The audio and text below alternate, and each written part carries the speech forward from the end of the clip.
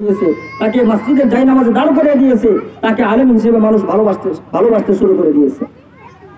তো এই যে আলেম হইল, আমরা আলেম হইলাম, আমরা হাফেজ হইলাম, এটা কোরআন ও হাদিসের শিক্ষার দ্বারা আমাদের মান সম্মান আল্লাহ তাআলা বাড়িয়ে দিয়েছেন।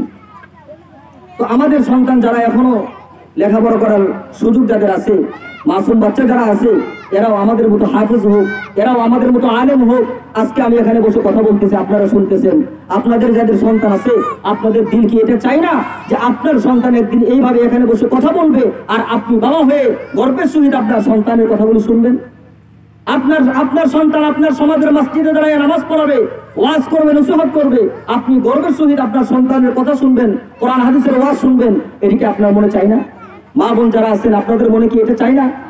যদি চায় তাহলে আমার সন্তানকে সর্বশ্রেষ্ঠ শিক্ষা কোরআন ও হাদিসের শিক্ষা, যে শিক্ষা মানুষ গড়ার শিক্ষা, যে শিক্ষা অমানুষকে মানুষ বানিয়ে দেয়, এই শিক্ষা আমাদের সন্তানদের জীবনে আমাদের মেহনতের মাধ্যমেই তাদের জীবনে প্রতিষ্ঠা করা লাগবে। কারণ কেন বলে, প্রত্যেকটা সন্তানকে আল্লাহ তাআলা বাবা মার কাছে আমানত হিসেবে দান করেছেন। আমি সন্তান জন্ম দিয়েছি, এটাই আমার দায়িত্ব শেষ, বিষয়টা এরকম না। আমাকে আল্লাহ তাআলা ছেলে দিয়েছেন, আমাকে মেয়ে দিয়েছেন, এই ছেলে এই মেয়ে আল্লাহ তাআলা আমাকে আমানত দিয়েছেন, আমাকে একেবারে দেন নাই। এই আমানতের যদি আমি খেয়ানত করি, কাল কিয়ামতের ময়দানে জাবরা জাবরা ভাবে আমাকে হিসাব দেওয়া লাগবে। আমার সন্তান আল্লাহ তাআলা আমাকে দিয়েছে, এই সন্তানের জীবন সুন্দরভাবে গঠিত করার দায়িত্ব আমাকে দিয়েছে, বাবা হিসাবে, মা হিসাবে আমাকে দিয়েছে। আমি যদি আমার দায়িত্ব পালন না করি, এই সন্তানই কাল কিয়ামতের ময়দানে আল্লাহ তাআলার সামনে মামলা দায়ের করবে, বাবার ব্যাপারে মার বিরুদ্ধে মামলা করবে যে আল্লাহ, আমাদের তো কোরআন হাদিসের শিক্ষা গ্রহণ করাই নাই, কোরআন হাদিসের শিক্ষা কেন্দ্রে আমাদেরকে বাবা মা পাঠাই নাই। আজকে যেই শিক্ষা না করার কারণে গুনাহগার হয়ে আমরা জাহান্নামের আসামি হয়েছি, আজকে যেই জাহান্নাম আমাদের যাইতে হইতেছে, আপনার কাছে আমাদের দাবি, যে সমস্ত বাবা মার গাফলতির কারণে, বাবা মার অলসতার কারণে, বাবা মার দায়িত্বহীনতার কারণে আজকে আমাদের জাহান্নামের ফায়সালা হয়েছে, ওই সমস্ত বাবা মাদেরকে জাহান্নামের দরওয়াজায় সমান আমরা তাদের বুকে পাড়া দিয়ে এরপরে জাহান্নামে যাবো বলি নাউজুবিল্লাহ। এ বাবার দলের, মায়ের দলের, একটু চিন্তা করেন, কেমনে সহ্য করবেন ওই সময়? কোটি কোটি মানুষ তাকিয়ে থাকবে যে সন্তান বাবার বুকে পাড়া দিয়ে জাহান্নামে যাইতেছে, সন্তান মায়ের বুকে পাড়া দিয়ে জাহান্নামে যাইতেছে। হাসরের ময়দানে কোটি কোটি মানুষ তাকিয়ে থাকবে। দুনিয়াতে 100 মানুষ 1000, 10,000, 5,000-এর সামনে মুখ দেখাইতে লজ্জা লাগে, ওই সময় কেমনে মুখ দেখাবেন? হযরত আদম থেকে ঈসা রুহুল্লাহ সকল নবীরা দাঁড়ায় থাকবে, কেমনে মুখটা দেখাবেন ওই সময়? মানুষ তো ওই সময় জানবে যে এই দুনিয়াতে অকৃতজ্ঞ বাবা মা ছিল, এই দুনিয়াতে অকৃতজ্ঞ বাবা মা ছিল, সন্তানের হক আদায় করে নাই, সন্তানের সকল জরুরত পুরা করেছে, সন্তানের মুখে খানা উঠিয়ে দিয়েছে, সন্তানের আসবাবপত্রের ব্যবস্থা করেছে, কিন্তু এই কপালপুরা বাবা মা সন্তানকে সুশিক্ষায় গঠিত করে দেয়, যার কারণে আজকে সন্তানের জাহান্নামের ফায়সালা হয়েছে। আজকে ওই বাবা মার বুকে পাড়া দিয়ে সন্তানকে জাহান্নামে যাওয়া লাগতেছে। বাবা নসিহত অনেক শুনি, আজকের কথাগুলি একটু আকল দিয়ে একটু চিন্তা করি, নিজের আকল একটু বাড়ি দেই যে আমার সন্তানের কতটুকু হক আমি আদায় করতেছি, কতটুকু জিম্মাদারি আমি আদায় করতেছি। আমার নিজের জীবনটা আমি শেষ করে ফেলেছি, আমার বাবা মার দুর্বলতার কারণে আমি সুসন্তান হতে পারি নাই, কোরআন পড়তে পারি নাই। আপনারা এখানে যারা আছেন, এখানে এমন মানুষও আছেন যে আপনার এই হায়াতের জিন্দেগিতে একটা বার আল্লাহর কোরআন খতম দেওয়ার মতো সুযোগ হয় নাই, আছে না নাই বলেন? এই মাজলিসেও আছেন না? এমন হাত তুলে অনেকে পাওয়া যাবে যে আপনার এই 40 বছরের জিন্দেগি, এই 50 বছরের জিন্দেগিতে মাওলানা পাকের কালাম একটি বার খতম করবেন, এই সুযোগ আপনাদের হয় নাই। কেন হয় নাই? এটা আপনার বাবা মার দুর্বলতার কারণে, আপনার বাবা মা দায়িত্বহীনতার কারণে হয়েছে। আপনি কি এটা চান যে আপনার দুর্বলতার কারণে, আপনার দায়িত্বহীনতার কারণে আপনার সন্তান কোরআনুল কারীম থেকে দূরে সরে যায়? আপনি এখন আমার কথাগুলি শুনে অনেকেরই মন ভেঙে গেছে, অনেকেরই মন কষ্ট লাগতেছে, অনেকেই এখন বুঝতেছেন। তো আপনারাও কি চান যে আপনার সন্তানরাও আপনাদের মতো হয়ে তারা যখন বড় হবে তারাও কোরআন হাদিসের কথা শুনে তাদের দিলে কষ্ট লাগুক? এটা কি আপনারা চান? কথা বলেন, চান আপনারা? যদি না চান তাহলে সন্তানদেরকে কোরআন হাদিসের শিক্ষা দেওয়া লাগবে, এর বিকল্প কোনো রাস্তা নাই। আপনার সন্তানকে কোরআন হাদিসের শিক্ষা দেন। যখন এই কোরআন হাদিসের শিক্ষার ছোঁয়া লাগবে, তখন আপনি আপনার সন্তানকে জাগতিক শিক্ষায় যত উচ্চ শিক্ষিতা বানান না কেন, আপনার সন্তান কখনোই নাস্তিক হবে না, আপনার সন্তান কখনোই কোরআনের দুশমন হবে না, হাদিসের দুশমন হবে না, উলামায়ে কেরামের দুশমন হবে না। কেন বলে, শুরুতেই আপনার সন্তানের সিনার মধ্যে কোরআন ও হাদিসের ছোঁয়া আছে। আজকে আমাদেরকে অনেক সময় অনেকেই বলে, যখন নসিহতে যাই, তো ওনার মাদ্রাসায় এক রিক্সাওয়ালা তার একটা মেয়ে, ওই ছোট মেয়েটাকে মাদ্রাসায় ভর্তি করাইছে, আর বড় মেয়েটা কলেজে ভর্তি করাইছে, কলেজে লেখাপড়া করে। আরেকটা দুধের বাচ্চা ছোট ছেলে। তো 1 মাস হয়ে গেছে মেয়েকে মাদ্রাসায় দিয়েছে। 1 মাস পরে ওই মা বলতেছে যে আমাদের কলিজার টুকরা ছোট মেয়েটাকে মাদ্রাসায় দিয়ে আসছো, 1 মাস হয়ে গেছে, আজকে একটু যাও হুজুরকে বইলা মেয়েটাকে বাড়িতে নিয়ে আসো, তাকে দেখতে মন চাইতেছে। এদিকে আমার শরীরটাও ভালো না, শরীরে জ্বর, আমার মেয়েটাকে আনো একটু দেখবো। বাবাকে পাঠিয়ে দিলেন মাদ্রাসায়, হুজুরের সাথে কথা বললেন, ছুটি দিলেন। তখন এই মেয়েকে বাবা নিয়ে বাস বাড়ির পথে রওনা করেছে। তো ওই সময় তো পায়ে হাঁটা চলার রাস্তা ছিল বেশি, হাঁটিয়ে হাঁটিয়ে বাড়িতে যাইতেছে। তো রাস্তার ভিতরে বাবার প্রস্রাবের ব্যাগ হয়েছে, বাবা প্রস্রাব করবে।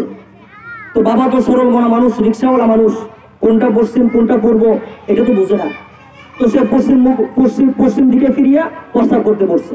এমন সময় মেয়ে, এই 6 বছরের মেয়েটা বাবাকে পিছন থেকে টান দিচ্ছে যে বাবা প্রস্রাব করিও না, বাবা প্রস্রাব করিও না। বাবা ভয় পেয়ে গেছে যে কি ব্যাপার, প্রস্রাব করতে নিষেধ করে কেন? এরপরে যা হোক মেয়েকে ধমক দিয়ে বাবা প্রস্রাব করছে। তো মেয়ে কাঁদতে কাঁদতে বাড়িতে আসছে। মেয়ে যখন টান দিছে, বাবার যে প্রস্রাব করতেছিল এই প্রস্রাবের সিটা জামার মধ্যে পড়ছে। খুব রাগ হয়ে গেছে যে বিয়াদব সন্তান, বাবা প্রস্রাব করতে পড়ছে আর পিছন থেকে টান দিছে। খুব রাগ নিয়ে বাড়িতে আসছে, মেয়েও কাঁদতে কাঁদতে বাড়িতে আসছে। বাড়িতে আসার পরে মা বলতেছে, মা কাঁদো কেন তুমি, কি হয়েছে? কই দেখো বাবা এই ঘটনা। বাবা তো আগেই বাড়িতে এসে বলতেছে যে তোমাকে নিষেধ করছিলাম যে মেয়েকে মাদ্রাসায় দিও না, বেকল হবে। তো আসল তো ঘটনা তাই হলো, আমি প্রস্তাব করতে বসছি, দেখো বেয়াদব মেয়ে আমাকে পিছন দিক দিয়ে টান দিয়েছে। মা বলতেছে ঠিক আছে আসুক, বাড়িতে আসুক, এরপরে শুনি কি হয়েছে। তো যখন মেয়ে বাড়িতে আসলো, মা বলতেছে যে তুমি তোমার বাবার সাথে এই আচরণ কেন করছো? তো ছোট্ট মেয়ে চোখের পানি ঝরায় কাঁদতেছে, আর মাকে ডাক দিয়ে বলতেছে, মা আমি এই আচরণ কেন করছি জানো? আমাকে মাদ্রাসায় দেওয়ার কারণে, মাদ্রাসায় উস্তাদজির কাছে আমরা শিক্ষা গ্রহণ করেছি, 5 দিকে ফিরিয়া প্রস্রাব পায়খানা করা নিষেধ, ক্যাবলার দিকে মুখ করিয়া, ক্যাবলার দিকে ফিট করিয়া, চন্দ্র ও সূর্যের দিকে মুখ করিয়া, প্রবল বাতাসের দিকে মুখ করিয়া, একেবারে উলঙ্গ হইয়া। মা এই 5 দিকে, এই 5 অবস্থায় প্রস্রাব পায়খানা করা নিষেধ, এই 5 ভাগে প্রস্রাব পায়খানা করা যাবে না। উস্তাদজি শিক্ষা দিয়েছে, এজন্যই আমি আমার বাবাকে বারণ করেছি। বাবা পশ্চিম দিক বসিয়া প্রস্রাব করার জন্য বসে গিয়েছে, আমি পিছন দিক দিয়া টান দিয়ে বাবাকে নিষেধ করেছি, এই জন্য আমি আমার বাবাকে নিষেধ করেছি। বাবা এই কথা শুনিয়া দৌড়ায় আসছে, মা আমার ভুল হয়ে গেছে। মাকে, সন্তানকে বাবা বুকের সাথে জড়ায় নিয়ে বলতেছে যে শিক্ষার দ্বারা প্রস্রাব পায়খানা কিভাবে করতে হয়, যে শিক্ষাটাও মাদ্রাসায় শেখানো হয়, সত্যিকার অর্থে এই শিক্ষাটাই হলো সুশিক্ষা। আল্লাহ তাআলার কুদরত বোঝা বড় কঠিন। মার তো আগে থেকেই জ্বর, অসুস্থ ছিল, হঠাৎ করে রাত্রে জ্বর বেড়ে গিয়েছে, সকালবেলা বিছানা থেকে উঠতে পারতেছে না। এই ছোট্ট বাচ্চা সকালবেলা উঠে কালেমা পড়তেছে, বিভিন্ন দোয়া দরুদ পড়তেছে। আর তার বড় বোন যেটা কলেজে পড়ে, সে সকালবেলা 8টার সময় ঘুম থেকে উঠে গোসল করে কলেজে যাবে, রওনা কলেজে যাবে, প্রস্তুতি গ্রহণ করতেছে। এমন সময় মার শরীরে অনেক জ্বর, প্রচন্ড জ্বর। মা বলতেছে, ও মেয়ে তুমি একটু রান্না বান্নার কাজ শেষ করে এরপরে কলেজে যাও। মেয়ে বলতেছে আমার সময় নাই, রান্না বান্নার কাজ করতে পারবো না। তো সর্বশেষ মা দরখাস্ত করলো, তুমি যদি রান্না নাই করতে পারো তাহলে আমার মাথায় একটু পানি দিয়ে দাও, আমার জ্বরের তাপটা কমলে এরপর আমি রান্না করে আমার মেয়েকে খাওয়াবো, তোমার বাবাকে খানা দিব। মেয়ে বললো না, আমার এই সময়ও নাই, আমার ফ্রেন্ডটা বসে আছে, আমাকে তাড়াতাড়ি যাওয়া লাগবে, আমার এখানে তোমার মাথায় পানি দেওয়ার মতো সুযোগ আমার নাই। বড় মেয়ে চলে গেল। এই ছোট্ট মেয়েটা কিন্তু বড় মেয়ের বক্তব্য শুনেছে। সে 6 বছরের বাচ্চা, তার দেহের ভিতরে কত রকম শক্তি আছে, সে তো বালতি ভরায় আনতে পারবে না। বালতিটা মায়ের মাথার শীতের কাছে রাখিয়া মগ ভরিয়া ভরিয়া পানি আনিয়া বালতিতে ডালতেছে। বালতি যখন ভরে গেছে, এখন মায়ের পাশে বসে বসে এই মগ দিয়া ছোট্ট 6 বছরের বাচ্চাটা মায়ের মাথার মধ্যে পানি ডালতেছে, মায়ের মাথার মধ্যে পানি ডালতেছে, আর মায়ের কপালে চুবাইতেছে, আর বলতেছে, মা তুমি রাগ করিও না, তুমি গুসা করিও না, আফা তোমার কথা শুনে নাই, তোমার কথা মানে নাই, এজন্য তুমি মন খারাপ করিও না। এই যে দেখো আমি মাথার মধ্যে পানি দিতেছি, তোমার মাথা ধুয়ে দিতেছি, মুছাইয়া দিতেছি, মা তোমার জ্বর সারিয়া যাবে, তুমি আমার উপরে রাগ করিও না। এইভাবে মায়ের মাথার মধ্যে সন্তান পানি ঢালতেছে, আর কপালে চুমাইতেছে, আর গালের মধ্যে চুমা দিতেছে, আর মার সাথে কথা বলতেছে। বাবা কাজকর্ম শেষ করে দরজার মধ্যে আসিয়া দাঁড়াইছে, দাঁড়াইয়া এই দৃশ্য দেখিয়া বাবার কলিজা ভেঙে খান খান হয়ে গেছে। বাবা দৌড়ায় আসিয়া মাকে সন্তানকে কোলে নিয়ে বলতেছে, মা এই শিক্ষা তোমাকে কে দিল? এই শিক্ষা তুমি কোথা থেকে শিখলা? বলে মাদ্রাসায় উস্তাদ জি শিক্ষা দিয়েছে, বাড়িতে বাবা মা যদি অসুস্থ হয় এভাবে খেদমত করতে হবে।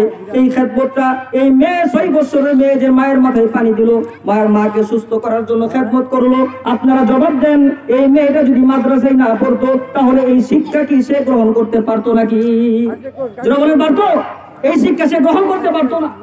বাবা মার কলিজা ভরে গেছে যে 6 বছরের মেয়ে আমাদের নুরানি মাদ্রাসায় দেওয়ার কারণে আজকে তার মায়ের মাথায় পানি ঢেলে মার সেবা করতেছে। আর যে মেয়েটাকে কলেজে ভর্তি করাইছে, এই মেয়ে কিন্তু বৃদ্ধা আঙ্গুলি দেখায়া মাকে অসুস্থ অবস্থায় রাখিয়া কলেজে চলে গেছে। কেন? বলে ওই মেয়ের ভিতরে কোরআনের ছোঁয়া নাই, ওই মেয়ের ভিতরে সুশিক্ষার ছোঁয়া নাই, যার কারণে সে চলে গেছে। মায়ের কথার গুরুত্ব তার কাছে নাই। আর 6 বছরের এই মাসুম মেয়েটা, তার ভিতরে আল্লাহ তাআলা এমন বুঝশক্তি দান করেছে, কোরআনের ছোঁয়ার কারণে, হাদিসের ছোঁয়ার কারণে সে মায়ের খেদমত করার জন্য তৈরি হয়ে গেছে। তো আমরা যদি চাই বাবা মা যারা আছি যে আমাদের সন্তান আমাদের খেদমত করুক, আমাদের কথা অনুযায়ী চলুক, আমাদের বিকল্প কোনো রাস্তা নেই। রাস্তা একটাই, আমাদের কলিজার টুকরা সন্তানদেরকে কোরআন ও হাদিসের শিক্ষা দেওয়া লাগবে। কোরআন ও হাদিসের শিক্ষা দিয়ে তাদের জীবনটাকে সুন্দর করা লাগবে। আলহামদুলিল্লাহ মাদ্রাসায় অনেক ছাত্রছাত্রীর নাম লেখা